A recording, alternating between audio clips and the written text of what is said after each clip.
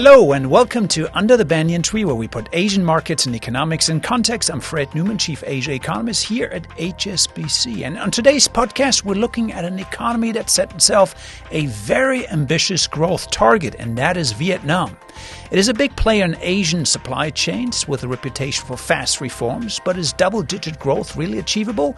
Joining me to help answer that is senior ASEAN economist Yun Liu from HSBC Global Investment Research. This is Under the Banyan Tree.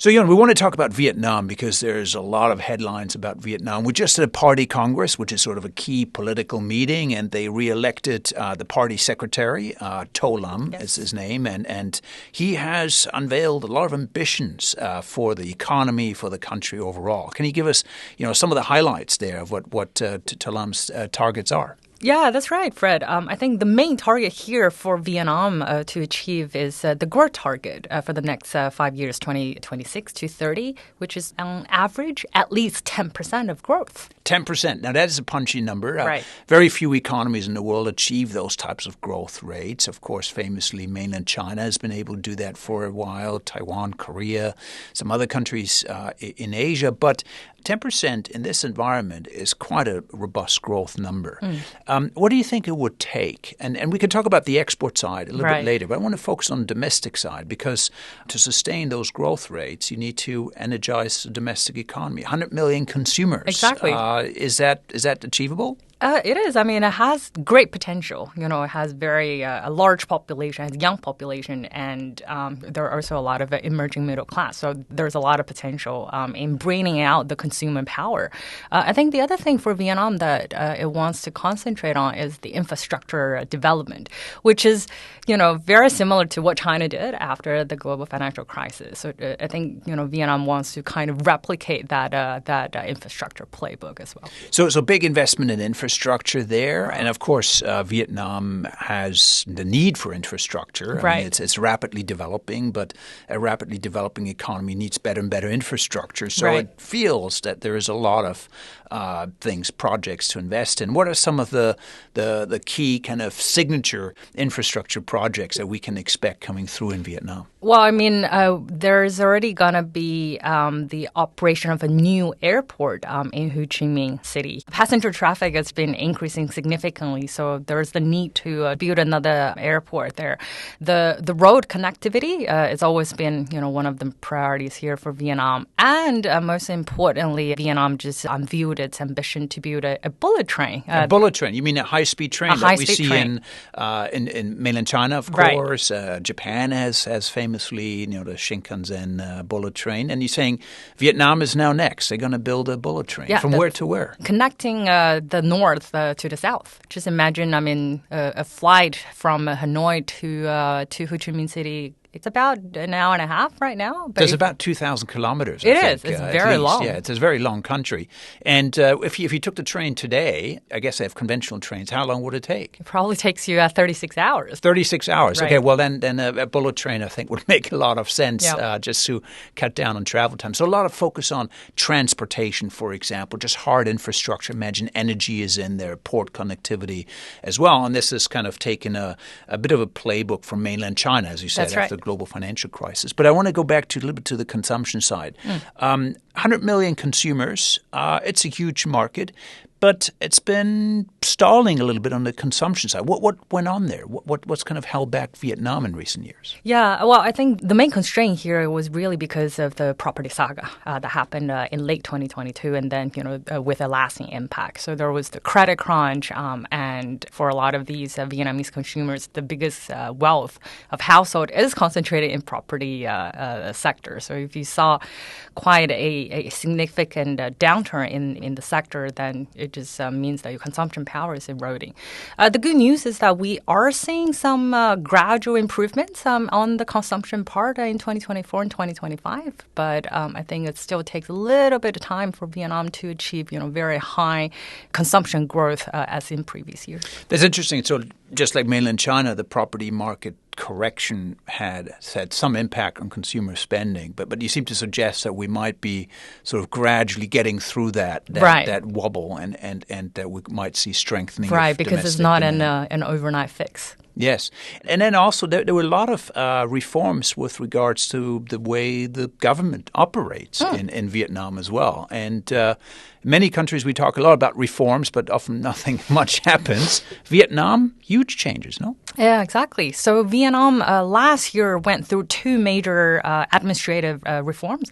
One is that Vietnam shrank the workforce of the government by 100,000 people. 100,000 people, yes. Civil servants. That's right. And then it also involved some mergers of ministries and agencies as well. And so that was the other major leg of the reforms? No, the other one here is actually to merge the provinces, because Vietnam used to have more than 60 provinces. It slashed by half. So over 30. And again, it completed just in a few months' time. So what impresses me is just the speed with which Vietnam moves, right? So it's certainly the government is on a mission here, more efficiency, more productivity, efficient spending, more investment. But we have to talk about the external sector. Maybe there's a great time to take a quick break. But when we come back, I want to talk about Vietnam's competitiveness and how Vietnam is likely to fare in the world where we see increases in tariffs.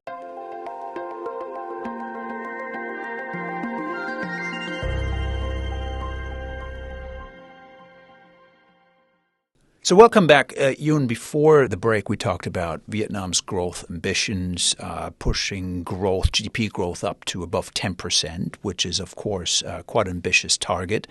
There's a lot going on domestic side, and it's a large domestic economy, actually. But I wanted to ask you, where Vietnam has stood out in recent years is really in terms of its export competitiveness. It's gained market share in many industries from electronics manufacturing, garment exports, you name it. But there's a lot of uncertainty there with U.S. tariffs coming in. How has Vietnam actually dealt with that uncertainty in terms of this export sector over the past year?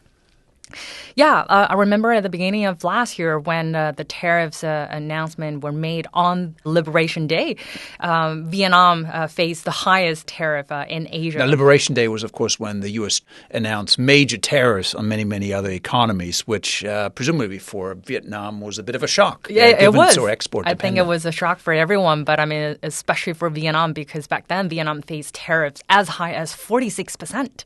But obviously, after negotiations, now Vietnam's facing tariffs of 20%, which is, the same as other EM countries in ASEAN. And based on the trade data we saw last year, Vietnam actually has defied the tariffs, achieving record high trade.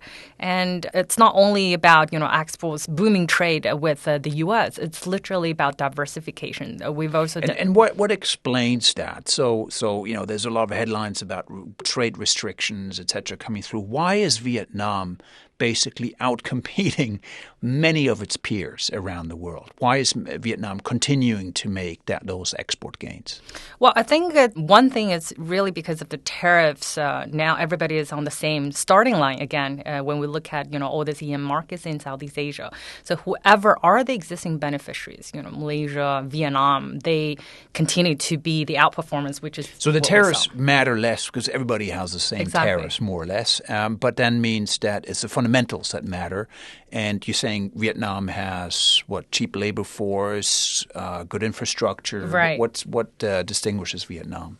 Well, I mean, cheap labor force and good infrastructure are advantages. But when we think about the structural factors like, how many free trade agreements you have with other countries, how competitive your output is, and I think one important thing here is how successful all these ASEAN countries are in translating the cheaper imports from China successfully into widening market shares in Western markets. Because I heard a lot of the concerns from Southeast Asia, or a lot of the countries are facing fierce competition from Chinese products. But it's not as simple as that. So you're saying Vietnam is quite successful in part because it's using Chinese components, including that in its own production process, and that gives it a leg up globally because it has sort of an integrated supply chain with some of the very competitive Chinese suppliers, exactly. and that helps Vietnamese producers. Yeah, it's very much complementary to the Chinese supply chain. And what are some of the industries that stand out? I think Samsung is building almost all its global cell phones in Vietnam. I think half of Samsung's smartphones are produced in Vietnam, and Samsung also has an R&D center there. So it's not only about the lower end of manufacturing assembly of consumer electronics. Vietnam also has this ambition to move up the value chain, textile, footwear, obviously, and they're actually gaining more market shares in the U.S. market, which is I think is what a lot of the other ASEAN countries trying to compete with Vietnam, but not successfully. So great story. Domestically, lots of focus on growth. Exports still very, very successful. But what are some of the risks here, particularly on the external side? What could derail potentially the growth process?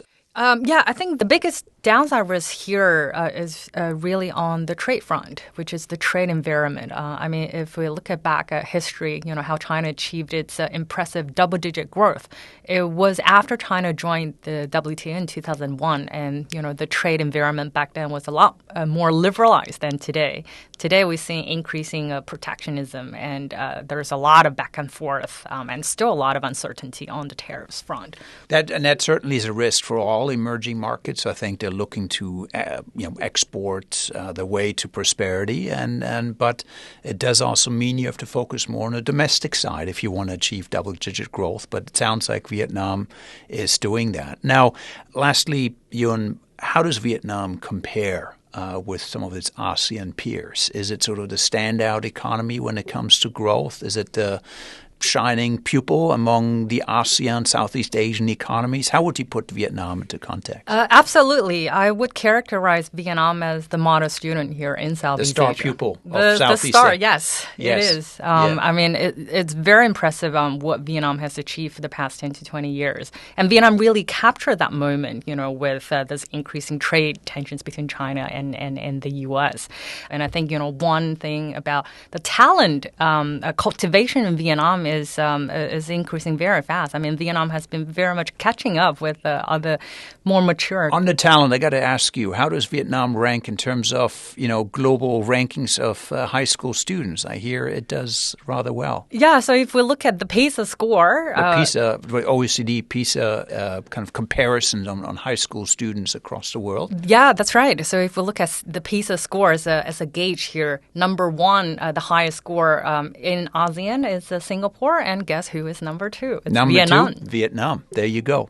Well, Yun, fascinating story in Vietnam. We got to stay close to it, certainly with these new ambitions being rolled out, double-digit growth. And it sounds like Vietnam has a shot actually in delivering that. It might be a stretch, but certainly it does have the potential to achieve double-digit growth. So thank you for joining us. Thank you for having me. Well, we're going to have to leave it there, everybody. Thanks for joining us for another great episode of Under the Banyan Tree. To our listeners here in Asia, you'll still be able to get your weekly fix of Asian markets and economics next week, despite the Lunar New Year holiday. My regular co-host, Harold van der Linde, and I will be landing as normal on your podcast platform of choice next Thursday. All the best and take care until then.